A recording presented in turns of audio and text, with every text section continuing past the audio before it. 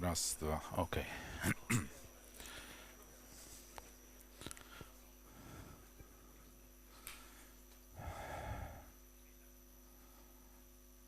Good afternoon. Hope you had a very good lunch. I'm extremely excited and terrified because I haven't done it for past 2 years. And probably as you did, how long you can do online. So, glad you joined me in this session. Yet another session on testing in this room on this conference. Though the angle I would like to talk with you, because I try to get it a little bit interactive, will be less from tooling perspective and more from applicability perspective. There has been quite a few sessions on test containers, on JUnit, or different flavors of unit testing and so on and so forth, which is great because it kind of sharpen necks. But what I would like to focus on is where to apply these toolings and when it makes sense to use test containers and when it probably doesn't. And I'll do it in the context of microservices, because when you start doing microservices and you get not one, not five, but probably 10, dozen or 20, 60 different services, they tend to repeat the same patterns. And once we get it right, it's becoming quite pleasurable to work with these systems, to an extent that continuous delivery is not a problem anymore, because we are confident that we are testing the right thing and what we've committed is really working. Yeah, so let's begin. A couple of people probably already mentioned the testing triangle. Yeah, we'll try to get it how we can apply it to more modern software stack, to, let's say, microservices, and how long these tests should run. And that will be my primary focus today, because when we have unit tests, like typical unit tests, it takes a couple of milliseconds to run, but as we go up the stack, the pipeline gets longer and longer. How long does it take for you to run the complete build pipeline? It's like 30 seconds.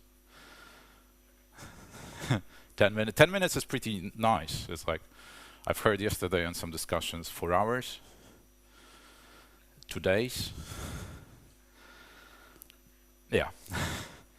And then we have people from the other side of the wall saying, whoa, this is so unpredictable, taking so long. I just wanted a button, and it takes 3 days to add a button. Yeah, that's what we will we'll try to get. If you happen to have any question, just raise your hand. There are no bad questions, and I'll try to address them immediately. Unless you want to leave them towards the end, that's fine as well. My name is Jakub Marchwicki. I came from Poland. I work on a daily basis in Hazelcast, but I'm not working in the core product. I'm working in the Hazelcast Cloud team, which builds the managed service around the platform. So kind of caching as a service. We try to deliver enterprise features for Hazelcast in the cloud, and we did on pretty much all cloud providers. So the complexity raises, and once we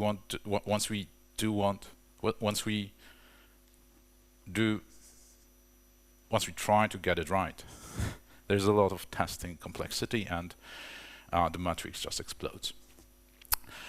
So yeah, that's me. So we have this testing triangle. And this is a little bit fishy already, because in the integration test part, we are already putting all the API tests, the database tests, everything that's not unit, but still it's not this end-to-end holistic test. And we have these problems with those testing, and the problem can be pretty much showed with the few memes that, yeah, it's kind of integration test really works, but not from the user perspective, but when the user perspective, we try to get the user perspective, this is manual and tiring and nobody wants to do that. And then if you focus on unit test, it usually works, but we have no confidence that it really works the way it should. Yes, so this is the kind of classic approach. And what we'll try to do is to a certain extent challenge that. Yeah. And we'll challenge that in the context of microservices. And to get it right, or to get the understanding right, we should acknowledge that once you have microservices, you pretty much are unable to do the proper end-to-end test, as in the past, some people have been doing. Because it is literally impossible to deploy the whole platform or run the whole platform locally and just check all the dependencies and all the subtleties that happen. It's just unrealistic. So we have to find a better way. And to understand this way, let's start with a classical or typical archetype of the microservice architecture. So we have a service, a component, where it's a bunch of our code living together with framework on a small deployable unit. It can be Docker container, but it doesn't really matter. And it accepts some inbound traffic, like HTTP, and then it talks to other services, potentially writes down something to the database, have some monitoring and logging. That's more or less, if we look on our services, all of them follow the same pattern. And if they follow the same pattern, maybe we can spot some patterns and spot some approaches toward testing them. So let's start with our code. So that's kind of unit testing. And I hope nobody here is from the tribe of not doing testing. So I'll not deal with that too much. It's kind of, yeah, just do it. Just do it. The thing is that unit test is kind of test that should run very, very fast. It should be milliseconds. And to get a millisecond test, we should not use web server. We should not have networking. We should not have file system, anything like this. So let's leave it for later. Let's do a basic setup of unit testing that validates some logic.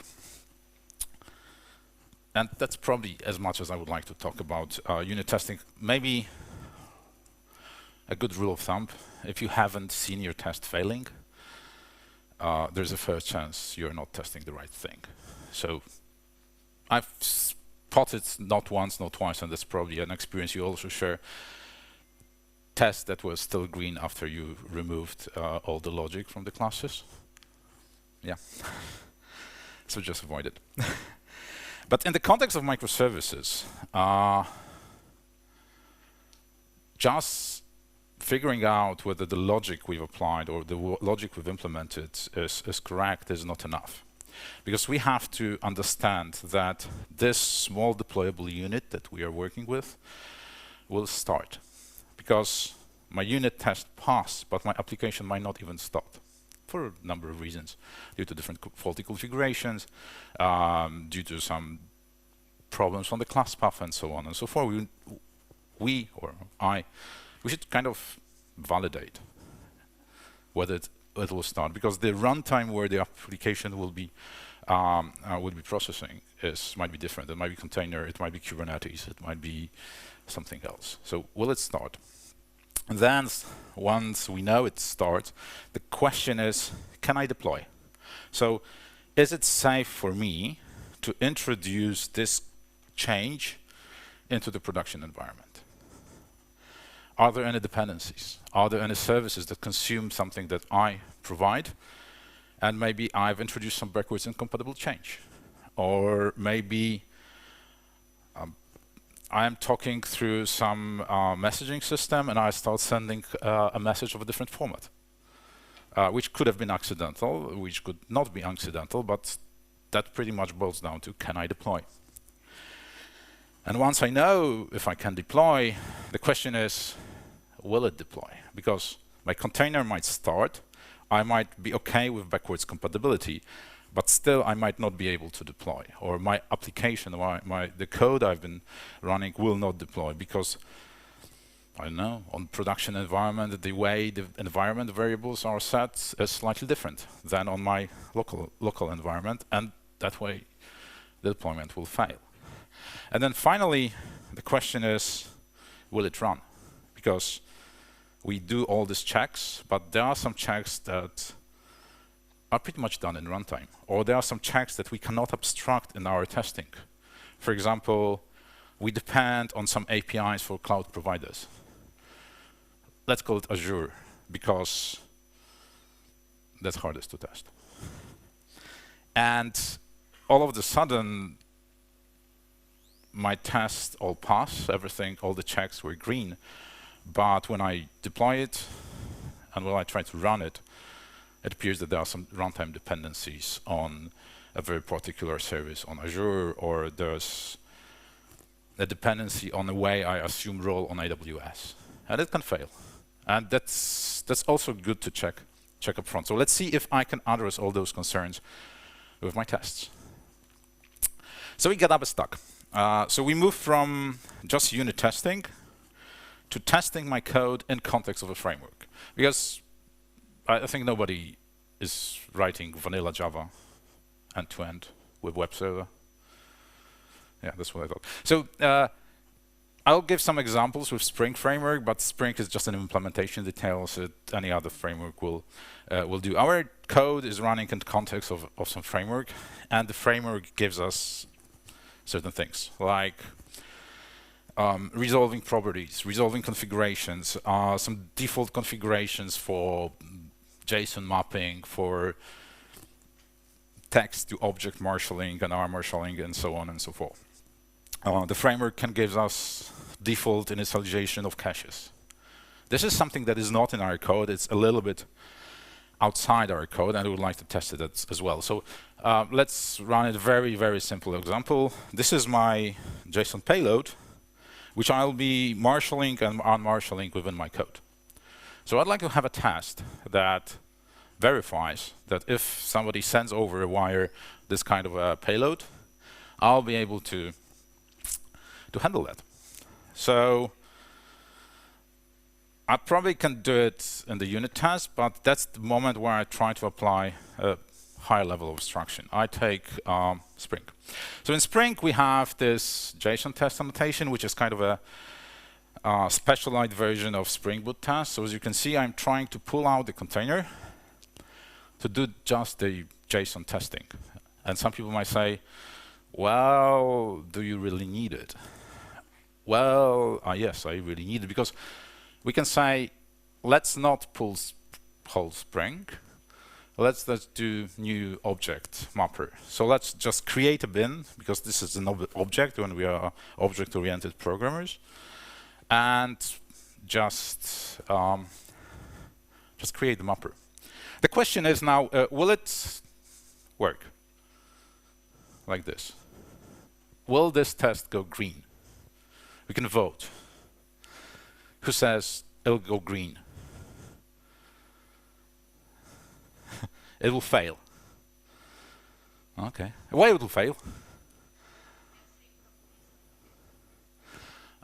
Yes. Well, not exactly properties, but configuration. Object mappers come with a configuration. Spring gives us some configuration. And I want to run my tests with the same configuration I'm having on production. Half of that will pass, if I recall correctly. The other part will not. It will fail on the way it resolves dates. It will not marshal the date correctly with a default configuration. But then we can go a step further. If we change the snake case, well, the camel case to snake case in JSON payload, it will just fail miserably, because the default configuration of the object mapper is different. So if I configure that in my application, in my config of my Spring application, I want the same configuration to be used in my testing. And now we get into this situation that this simple, very simple test is not running in 60 milliseconds. It's running approximately half a second. Still not much, but that's a significant increase. And time we spend on testing. So, but on the other hand, yes, we are catching some errors very early. I call these basic integration testing. There's kind of a level of testing where I want to make sure that the framework I'm using is applied correctly.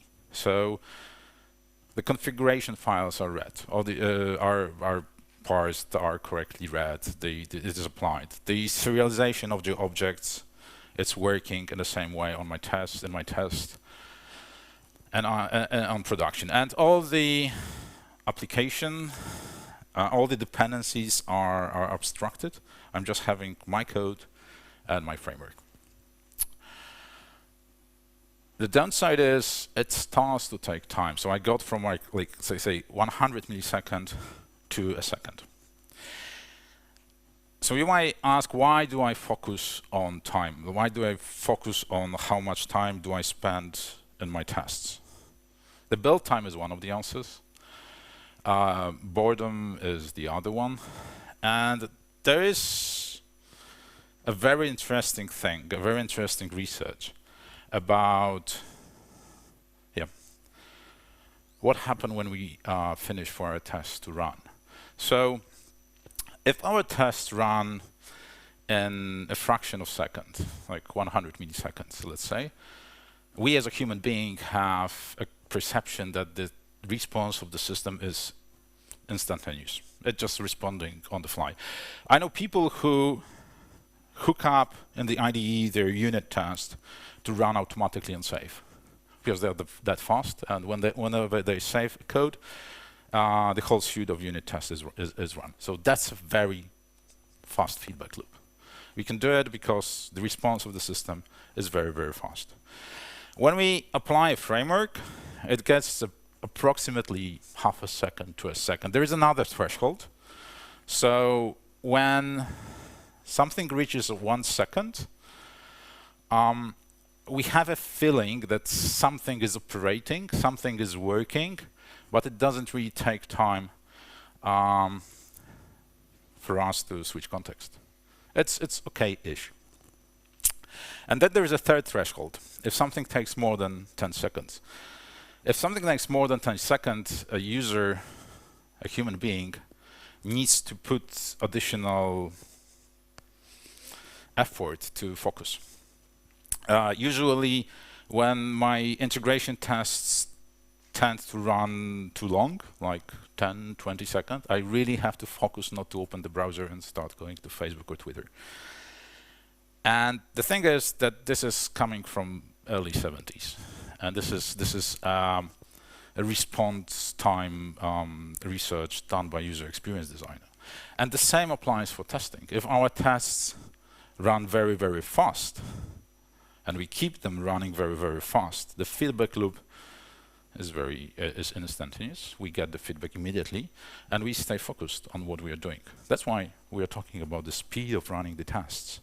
Otherwise, we start implementing things like this, that whenever the whole suite finishes, after 20 minutes, I made my computer say that the tests are done, otherwise I tend to forget that I've been running them at all.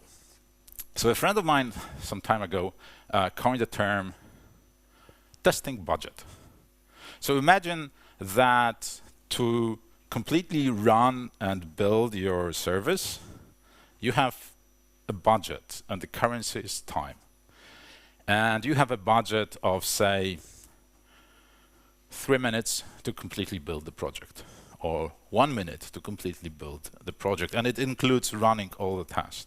So if you take that, you start to think where my tests are spending time, and why are doing that?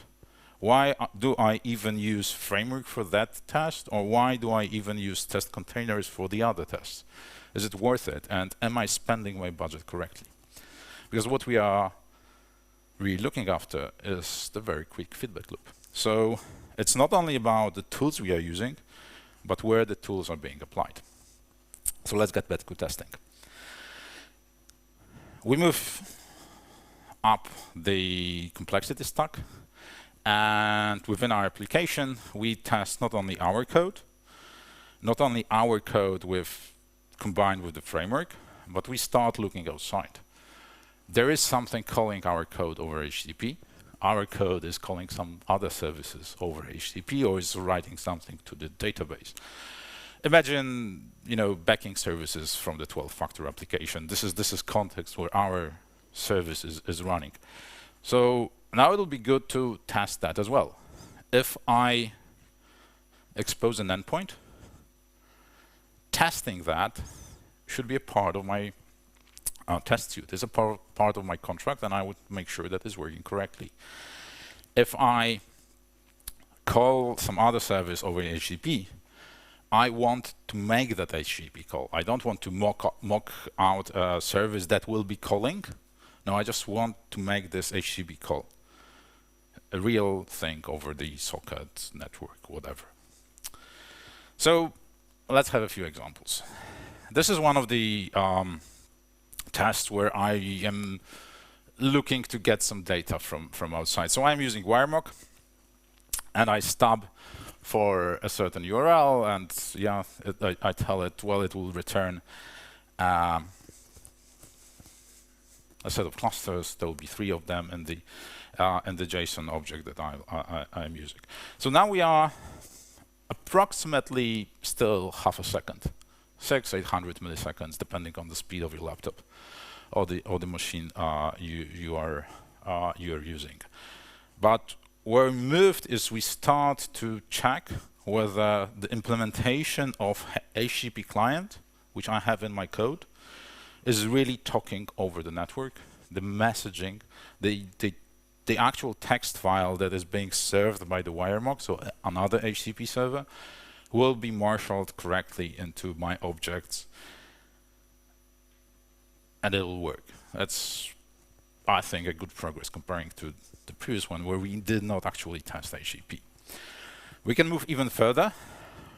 We can try to get it in more contractual basis. This is a packed example, so contract-based testing. But similar approach. I define that something will be answering on this integration API with such headers and with such a body, and then I'm doing some assertions that, for example, yes, there is an event that has been sent and processed. Still about more or less half a second.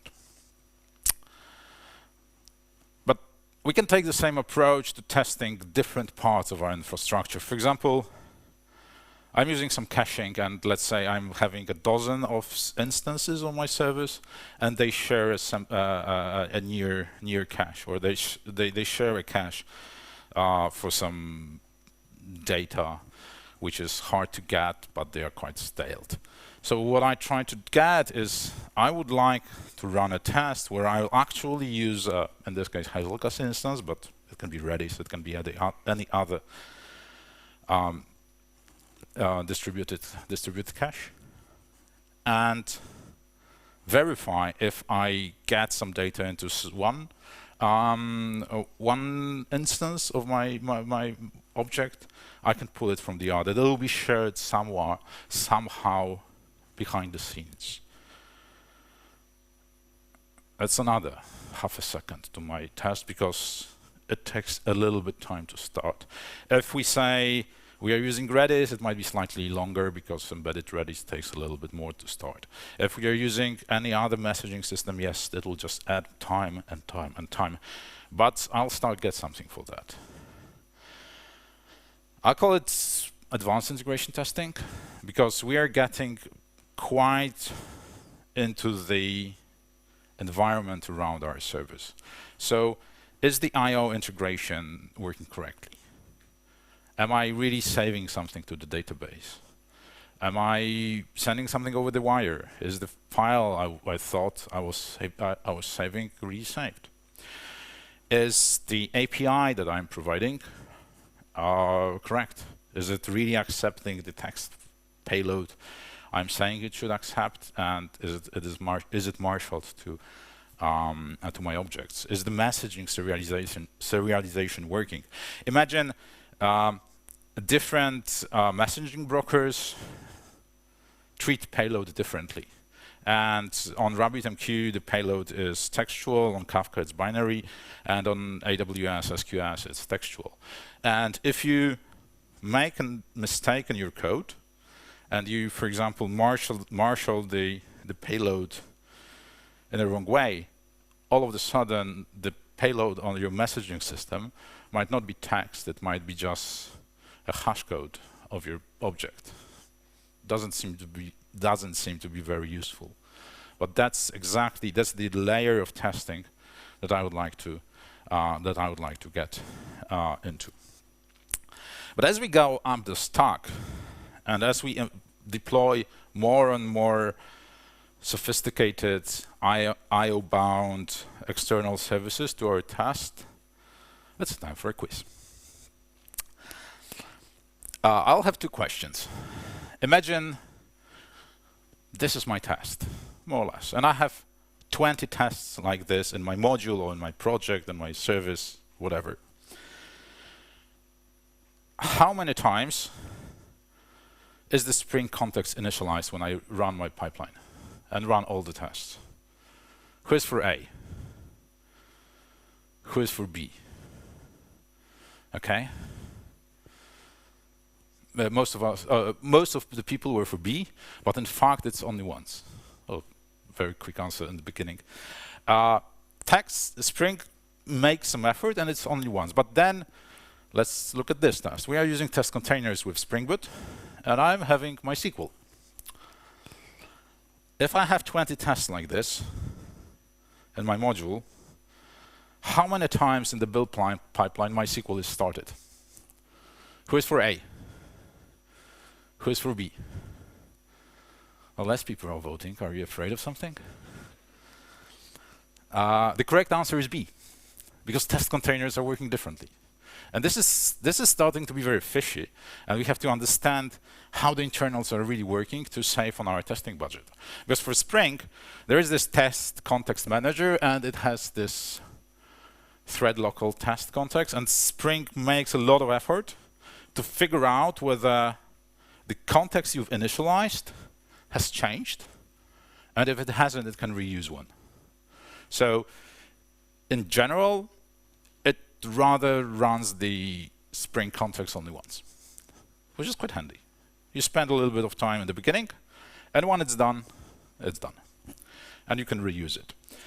But for test containers, it doesn't work like this. Well, you can explicitly configure test containers to reuse your containers, but by default they don't. And so people start doing this kind of, maybe not hacky, but writing their own extensions where they keep the reference to MySQL container and keep it running throughout all the tasks, and then they extend their test suite with this extension, because they want to save on the testing budget. I don't want my MySQL to be initiated multiple times during my test. Say, I do a lot of unit testing, but at some point, if I have an entity and it's saved to my database over Hibernate, I want to have a test that will actually save this entity to the database, so that I'll verify that the flyway creation, the configuration of the Hibernate, and the definitions of my entities are correct, and something actually is saved to the database. I want to do that. And then if I'm in my code, I have not one, but 5, 8 different repositories, I'll probably do it for each and every table. And yeah, I'll just run MySQL 8 times.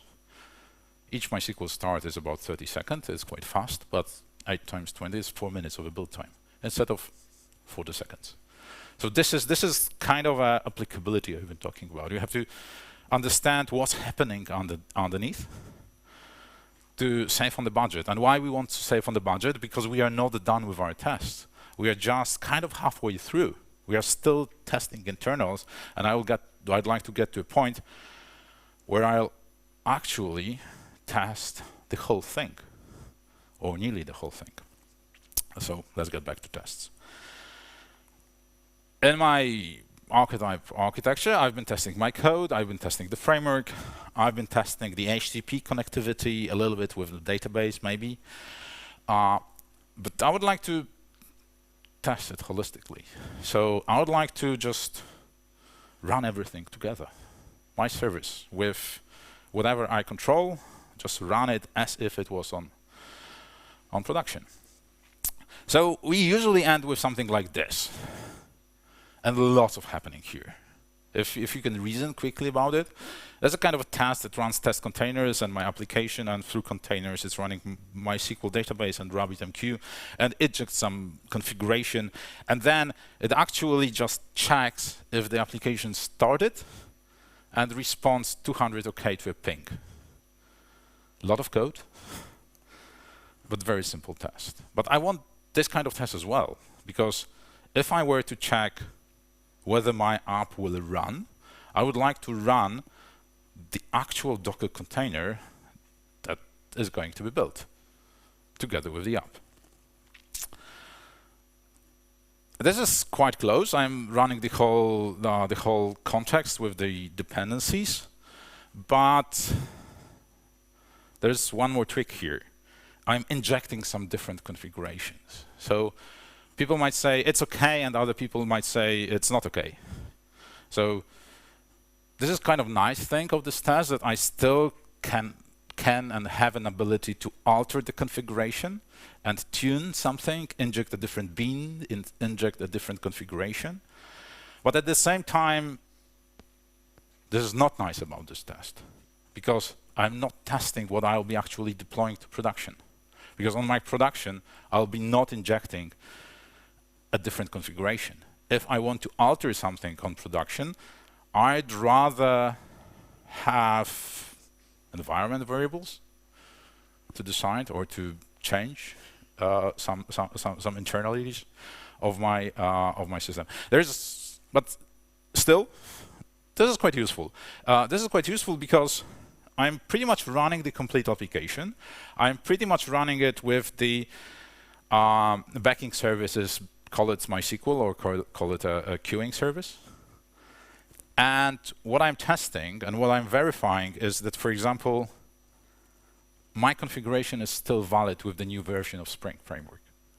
Spring is pretty good in terms of keeping up backwards compatibility, but those people who are writing a Spring framework, they are not gods. They are making mistakes, and from time to time, there is a backward incompatibility change that cripples in, or it was conscious change, but I just didn't look up the README and the changelog and overlooked something.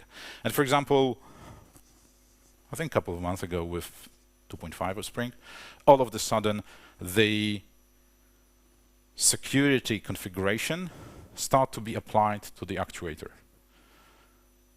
And my configuration was all the same, but I changed the version of Spring framework, and all of a sudden I couldn't deploy because Kubernetes couldn't access the health check in the actuator.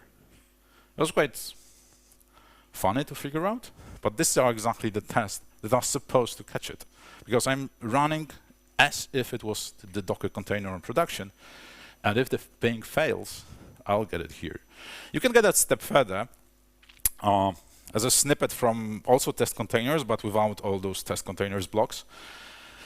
I can try to initiate the whole environment from a Docker Compose.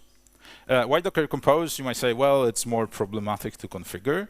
Yes, but on the other hand, it forces me to define the configuration as if it was production, so through environment variables, and gives me no ability to alter the configuration of my process. But I can do different nice things. For example, if my application is running in high availability, or is running on multiple instances, and they are running active passive consumers, or they are sharing something over cache, this is the moment that I can test it. I can run multiple instances of my app. They will cluster together, and I will be able to run some tests that will figure out that in the environment that is kind of mimicking the production, everything is still working fine. I'm getting my code more and more, or I'm getting what's happening on my laptop more and more towards what happens on production. I call it Blackbox test. Blackbox because I have no insight what's inside. I don't want to alter the internals, and I can't alter the internals. I just can't change environment variables, and that's fine. But I'm testing all the layers of my application. I'm checking database, I'm checking queues, I'm checking production readiness, if I have to log something specific, or if I have to publish some specific metrics, I can test it there.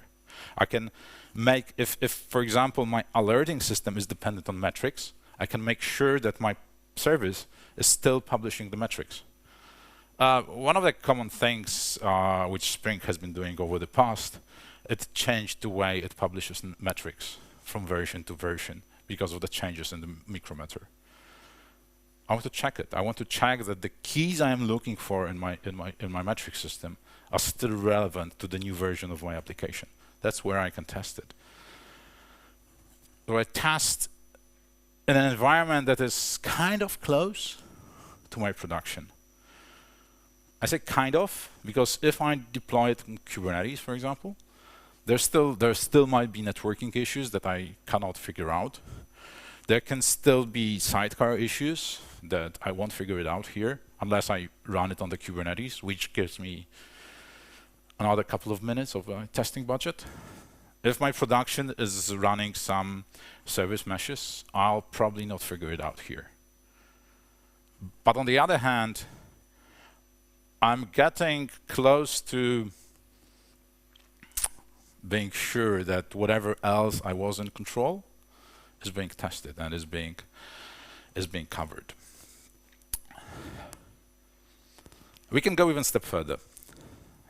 Yesterday I had a conversation in the hall that some people are working in a highly regulated businesses and they have to write down user test cases and then have to apply them into the test code, and it has to be improved and so on and so forth.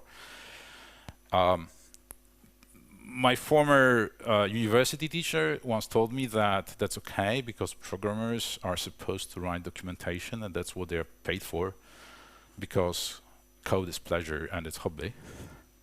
But still I don't like it. So what you can do is you can start apply another level of abstraction. You can come with like things like Cucumber and start defining the scenarios. And these scenarios are very easily applicable to your black box testing because you have the whole unit and the isolation, and you can go and execute those scenarios. And if that's a thing for your organization, or if that's a thing for your project, that you have somebody to approve your scenarios, that might be the way to go. You define them, and then you apply them directly to code. Scenario changes, code changes. Code changes, scenario changes. You have this connection between one and the other. So we got to the top of the testing bundle, of the testing pyramid, and we went through different layers, understanding how we can apply different things and with what cost. Cost is time, so let's sum it up a little bit. I like to look at it through 3 dimensions, or three aspects. Speed of my test is important. The way I modify the context, or ability to modify the context, and reliability. Do I really trust those tests? Do I really believe that when I see these tests green, I'm sure everything is fine? Because I know what about you, but I don't trust myself at all, especially when it comes to coding. I make so many stupid mistakes, and tests are there to keep me sane. And then, whether these different kinds of tests answer the questions that my service will start, that I can deploy, that it will deploy, and will it run? So if I have unit tests, a unit tests are blazing fast. I can modify the context, how I run my class. in whatever way I want. I can replace all the dependency with mocks and pretend that I'm testing the behavior while I'm testing the implementation that another method was called. Well, I can do everything. The reliability, well, not much. Whenever I do a code review, one of the first things I do is I comment out the service method, just leaving the signature, and rerun the test. You don't want to know how many times the test did pass, because everything was mocked out. But then, as we went up to the triangle, up the ladder, we have this integration test with mocking, or like with just the container, the Spring container, the context. That's slightly slower. 2 or 4 ticks. So it's like an order of magnitude slower. It's not 60 milliseconds, it's a half a second. I still have ability to change the context. I still can inject mock beans. It's much easier than it used to be in the past. But I still don't fully trust those tests. There's a lot of stuff that can go wrong. There's a lot of stuff I could have overlooked, especially when I start using those specialized Spring annotations. So just initialize JSON classes, or just initialize HTTP classes. Just limit the scope of the testing. And then I go to the integration test with containers. This is getting slower. I have to run the actual MySQL database. I still can alter the context, but I know that my code will be working correctly with the MySQL. It's not like with some embedded database that I'm using in memory and which has a different SQL flavor than my MySQL on production. I will run it against exactly the same version of MySQL that I'm running on production, or whatever other database, which I think is good, which I try to do. And then you get, by the end, to the Blackbox. It's slow. It can take a couple of minutes to run. It lets you change the context in the same way you will be applying that to production, so through environment variables. And once those tests pass, I feel that it's fairly reliable to go straight to production. So at some point when we got with a couple of services to that point, and that kind of covering this metrics,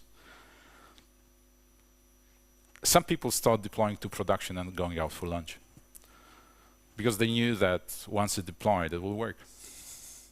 That's kind of a confidence I like to get from my tests. Is it all?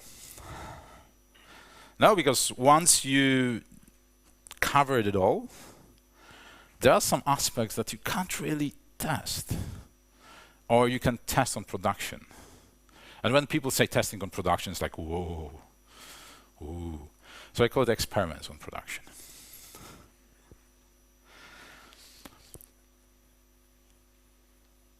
What I want from my experiments on production, or what I want from my code when it's deployed on production, I want to be sure that, for example, metrics are working correctly. I cannot generate traffic to such extent that I'll get meaningful metrics. But if I deploy something onto production, I get these metrics within a couple of minutes. And if they're wrong, well, I correct it and deploy once again. Logs. If in one of the systems, we had some alerting based on the logging and metrics. It wasn't like mission critical, but it gives us good insight to what's happening. I can't really configure it locally, or it doesn't really make sense to run Prometheus and all the stuff locally. I'd rather deploy it to production or to any other environment. Just deploy it, get meaningful data, and verify it. Same with traces. Chaos engineering, stop random servers. I cannot do it locally. I can kind of, but that's not really the way it should work. And then feature toggles. If you hide certain things under the feature toggles, production is the best way to do it. Like run 20% of the traffic through a new feature and see how it's working. You can't do it locally. That's kind of an experiment you would like to get. So what I found out that once we covered our code consciously with the testing and applying the right test, right tooling to the right spot of our application, we're kind of confident to start experimenting on production. And it was fine for us because we knew that what we had control over was nicely tested. Thank you. I hope you will find it helpful in designing your test. The slides will be available, and I am ready to pick up some questions. We have, I think, 4 more minutes.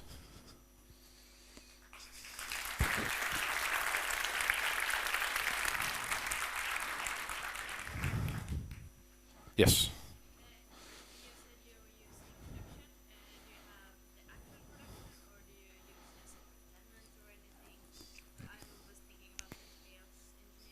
Okay.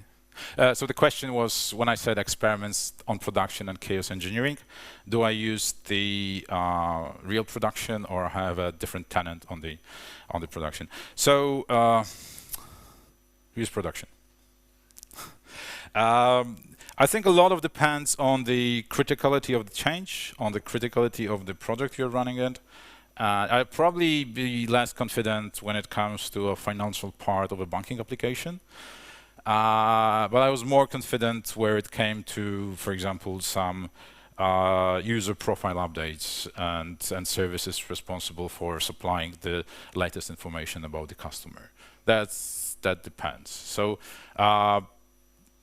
that's when I'll start thinking about it. But we didn't have a problem, and we just used real production. At that time, we had about 60 or 80 services to run the platform, and we just had 2 environments. There was testing environment and production, and we didn't really want to maintain more. It worked for us. Any other question? Yes.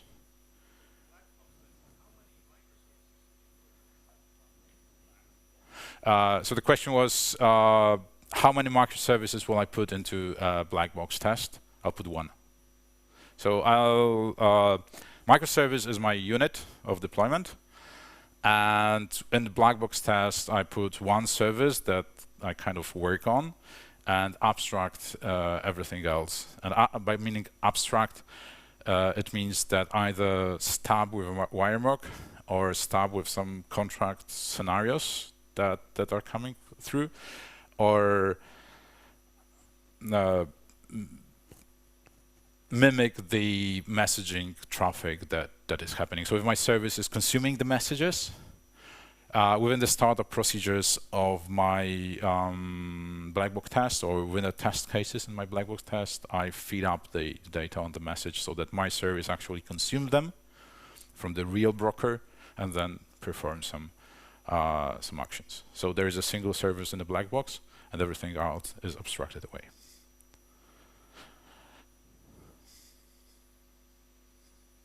Any other?